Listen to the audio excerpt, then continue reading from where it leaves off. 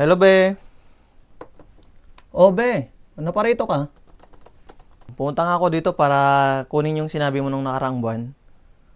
Yung magbabayad ka ng utang mo, sabi mo. Your Honor, hindi ko na po maalala. Sana meron na ngayon yun, be. Ang tagal na, magtatatlong taon na eh.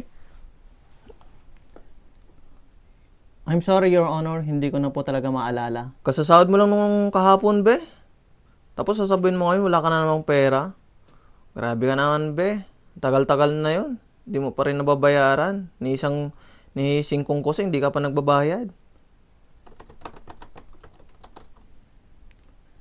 Your Honor, hindi ko na po maalala. Eh sana kung alam ko lang na ganyan ka, hindi na lang sana kita pinahiram noon.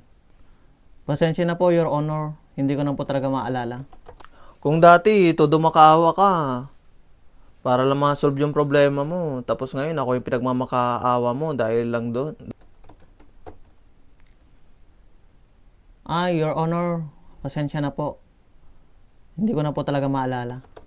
Pirap ng buhay, tapos ganyan.